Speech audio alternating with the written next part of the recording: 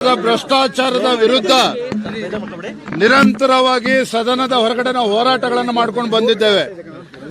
ಇವತ್ತೇನು ಅಧಿವೇಶನ ಶುರುವಾಗ್ತಾ ಇದೆ, ಇವತ್ತಿನಿಂದ ಇವತ್ತು ಕಳೆದ ಕೆಲವು ತಿಂಗಳುಗಳಿಂದ ಆಗಿರ್ತಕ್ಕಂಥ ಭ್ರಷ್ಟಾಚಾರ, ದಲಿತರಿಗೆ ಮೀಸಲಿಟ್ಟಿರ್ತಕ್ಕಂಥ ಹಣವನ್ನ ಕೊಳ್ಳೆ ಹೊಡೆದಿರ್ತಕ್ಕಂಥದ್ದು, ವಾಲ್ಮೀಕಿ ಅಭಿವೃದ್ಧಿ ನಿಗಮದಲ್ಲಿ ಇವತ್ತು ಪರಿಶಿಷ್ಟ ಪಂಗಡಕ್ಕೆ ಮೀಸಲಿಟ್ಟಿರ್ತಕ್ಕಂಥ ಹಣವನ್ನ ಲೂಟಿ ಮಾಡಿ ಲೋಕಸಭಾ ಚುನಾವಣೆಯಲ್ಲಿ ಬಳಸಿಕೊಂಡಿದ್ದಾರೆ ಅನ್ನೋದು ಈಗಾಗಲೇ ರುಜುವಾತು ಆಗಿದೆ.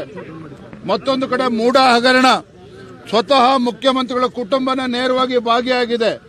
ಮತ್ತೊಂದು ಕಡೆ ಕಾಂಗ್ರೆಸ್ ಸರ್ಕಾರ ಸಿದ್ದರಾಮಯ್ಯನವರು ಮುಖ್ಯಮಂತ್ರಿ ಆದ ನಂತರದಲ್ಲಿ ಮೂಡಾದಲ್ಲಿ ಸಾವಿರಾರು ಕೋಟಿ ಬೆಲೆ ಬಾಳ್ತಕ್ಕಂಥ ನಿವೇಶನಗಳನ್ನು ಬಡವರಿಗೆ, ದಲಿತರಿಗೆ, ಹಿಂದುಳಿದ ವರ್ಗಗಳಿಗೆ ಮೀಸಲಿಟ್ಟಿರ್ತಕ್ಕಂಥ ನಿವೇಶನಗಳನ್ನು ಮನಸೋ ಇಚ್ಛೆಯನ್ನ ಕೊಟ್ಟಿದ್ದಾರೆ ಪುಡಾರಿಗಳಿಗೆ.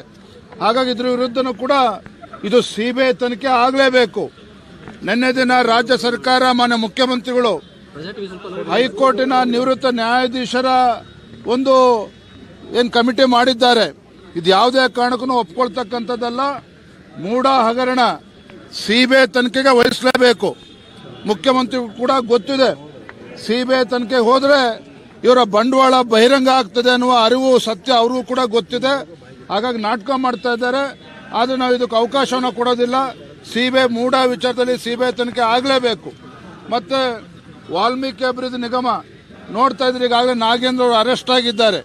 ಮತ್ತೊಂದು ಕಡೆ ದದ್ದಲ್ ಅವರು ಕಾಣೆ ಆಗಿದ್ದಾರೆ. ಇವತ್ತು ಮಾನ್ಯ ಮುಖ್ಯಮಂತ್ರಿಗಳು, ಗೃಹ ಸಚಿವರು ನಿಮ್ಮ ಶಾಸಕರನ್ನ ಹುಡುಕಿ ತರಬೇಕು. ಇವತ್ತು ಇಡಿ ಅವರು ನೋಟಿಸ್ ಕೊಟ್ಟಿದ್ದಾರೆ, ಆದರೆ ದದ್ದಲ್ ಅವರು ಇವತ್ತು ಅಬ್ಸ್ಕಾಂಡಿಂಗ್ ಕಾಣ್ತಾ ಇಲ್ಲ. ಹಾಗಾಗಿ ಇಷ್ಟೆಲ್ಲ ಹಗರಣಗಳು ನಡೀತಿದೆ. ಒಂದು ಕಡೆ ಅಭಿವೃದ್ಧಿ ಇಲ್ಲ, ಮತ್ತೊಂದು ಕಡೆ ಇವತ್ತು ಬೆಲೆ ಏರಿಕೆ, ಅಭಿವೃದ್ಧಿ ಶೂನ್ಯ ಸರ್ಕಾರ, ದಲಿತ ವಿರೋಧಿ ಸರ್ಕಾರ, ಭ್ರಷ್ಟಾಚಾರದಲ್ಲಿ ಮುಳುಗಿರ್ತಕ್ಕಂಥ